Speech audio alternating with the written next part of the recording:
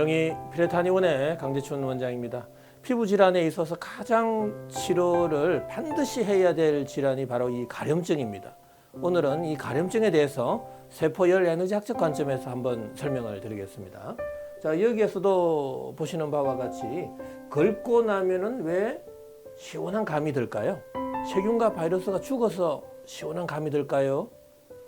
저는 세포열 에너지학적 관점에서 이 가려움증을 정확하게 한번 파악을 해 드리겠습니다. 자, 가려움증이 유발되는 질환은 너무나 많습니다.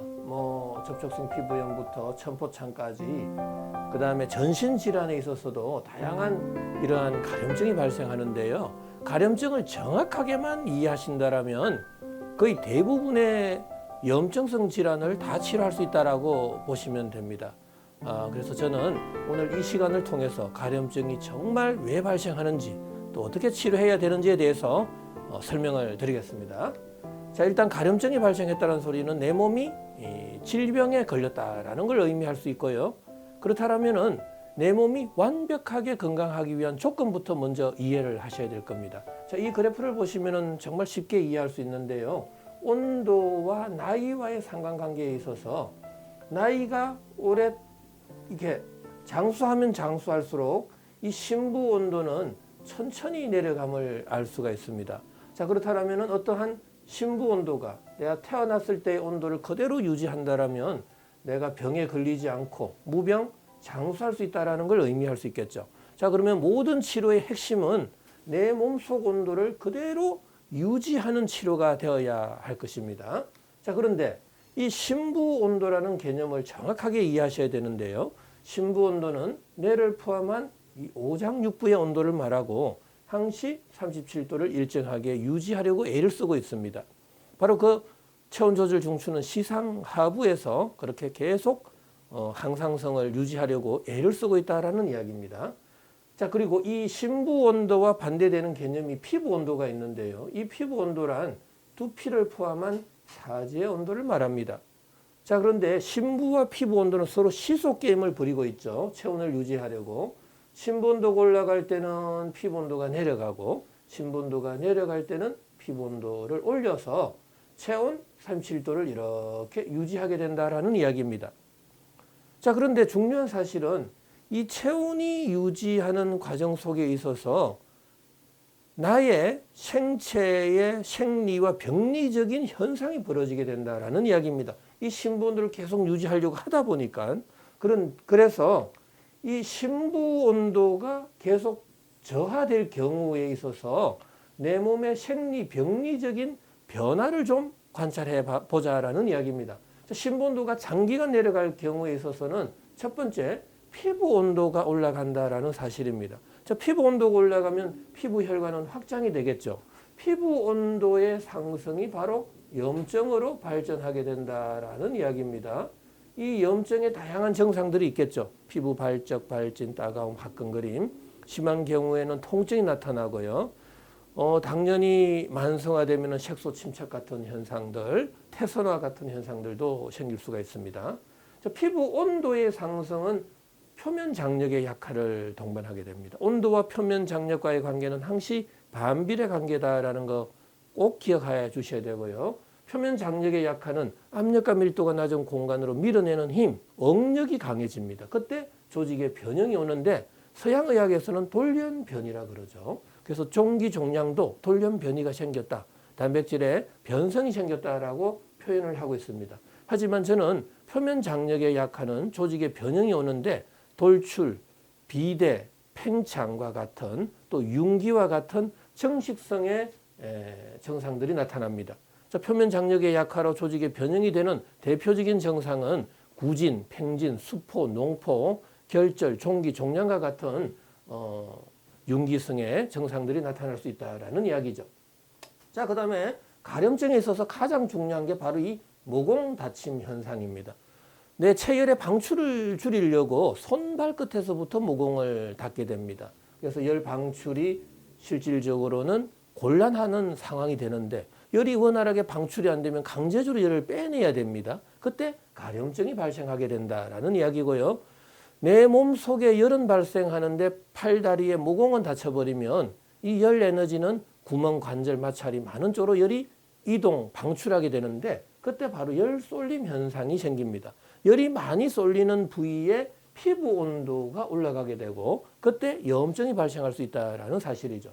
자, 네 번째로는 좀 간과하기 쉽지만 이 땀 분비의 감소가 생깁니다. 그래서 어떤 분들은 운동을 하더라도 땀이 안 나는 사람이 있고 어떤 분들은 찬밥만 먹어도 땀이 나는 사람들이 있습니다. 그래서 무한증과 국소다한증이 나타나는 경우도 심부 온도가 저하됐을 경우에 나타나는 다양한 증상들이다라는 이야기입니다. 심부 온도가 낮아졌다는 소리는 바로 면역력이 떨어졌다라고 보셔도 관계가 없습니다. 왜? 심부 온도가 낮아지면 아무래도 혈관은 좁아지고 혈류 속도가 떨어지게 됩니다. 혈액의 점성이 올라가기 때문에 자, 혈류 속도가 떨어질 때 혈액 속에 있는 다양한 면역 세포들, 백혈구, 적혈구, 혈소판, 임파구, 형질 세포와 같은 이러한 기능이 떨어지게 됩니다. 면역 세포의 기능이 떨어질 때 면역력이 떨어진다. 바로 심부 온도의 저하가 면역력의 저하로 이어질 수 있다라는 이야기입니다. 그래서 가려움증, 자, 오늘 이 시간은 가려움증이기 때문에 가려움증은 열 에너지를 방출하기 위한 본능적 행위로 저는 정의를 내릴 수가 있습니다. 그래서 긁어서 열을 빼내는 것이다라는 이야기죠. 자, 조금 전에 이 피부 온도가 올라갈 때 표면 장력이 약화된다고 그랬습니다. 그래서 이 온도, X축은 온도고 이 Y축은 표면 장력입니다. 그래서 온도가 올라갈 때 표면 장력은 약해지는 이런 그래프를 가지고 있는데 여기가 피부 표면이라고 가정해 보시면 온도가 올라갈 때 이 끌어당기는 힘, 표면 장력은 약해지고 이 밀어내는 힘, 이 바로 응력이라 그러죠. 이 응력은 강해집니다. 그래서 조직이 이렇게 융기가 되는 현상이 발생할 수 있다. 종기, 종양, 결절, 구진, 팽진, 수포, 농포 다 이러한 현상이 생기고요. 자, 이러한 게 너무나 이렇게 강력해지면 피부 점막이 이렇게 탈락이 될 수 있습니다.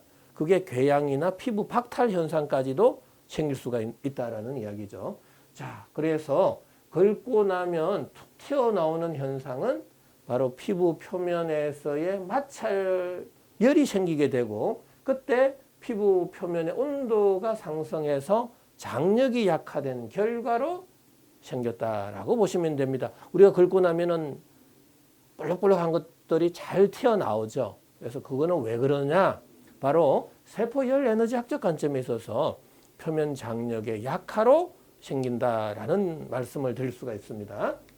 자, 그렇다면 가려움증은 왜 발생할까요? 다양한 질환에서 접촉성 피부염, 두드러기, 지루성 피부염, 아토피성 피부염, 섭진, 그다음에 뭐 다양한 또 전신 질환에서도 간경화라든지 간담도 폐쇄 질환, 또 종양 질환, 신부전이라든지 혈액 투석을 하는 사람에 있어서도 종종 가려움증이 발생합니다. 바로 왜 발생할까요? 라는 건데요. 바로 저는 이 대표적인 게 심부 온도가 내려가서 생긴다라는 이야기입니다. 혈액 투석을 할 때 그 혈액 물질이 투석 물질이요 37도 이상이 될 수가 없습니다. 그래서 내 몸에 차가운 물질이 들어가는 순간 바로 심부 온도가 내려가서 모공이 닫혀서 열이 방출이 안 될 때 가려움증이 생길 수 있는데요. 그걸 좀 더 구체적으로 한번 설명을 드리겠습니다. 자, 우리 모든 생명체는 세포로 구성이 되어 있죠.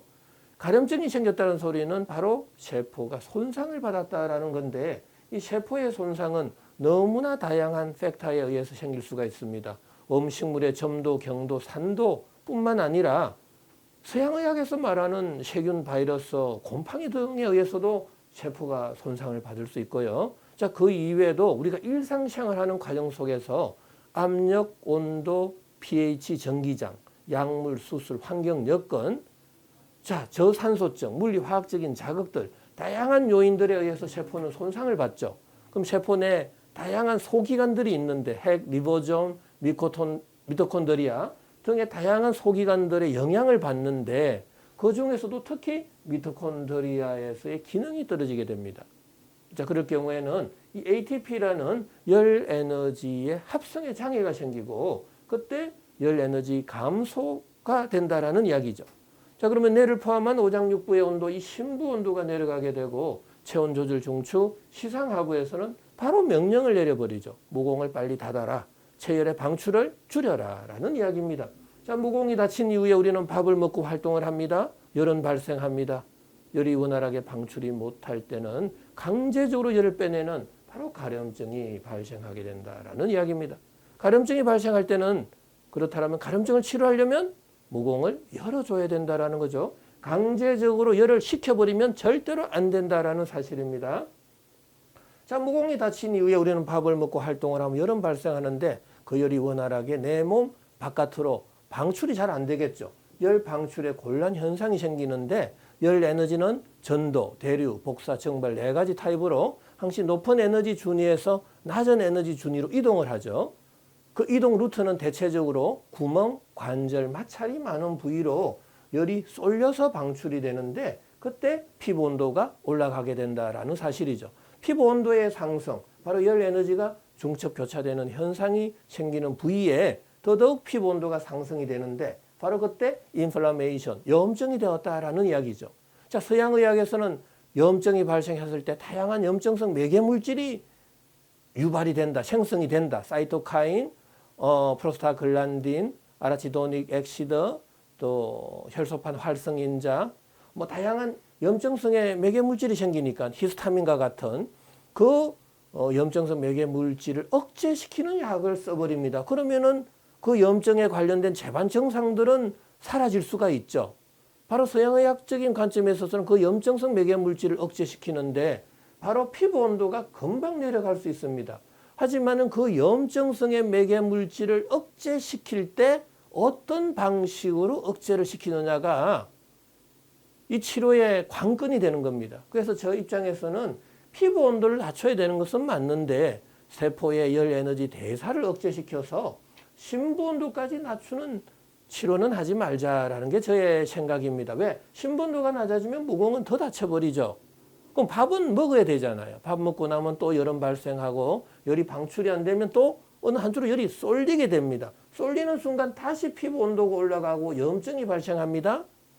그럼 염증성 매개 물질은 다시 생깁니다. 또 생겼다고 또 염증성 매개 물질을 억제하는 약을 쓰는 경우 정상은 완화되겠지만 뱅글뱅글 돌아버린다라는 이야기입니다. 약을 먹을 때는 정상은 완화되지만 약을 먹지 않으면 다시 심해지는 그 악순환의 반복이 될 수 있다라는 이야기죠.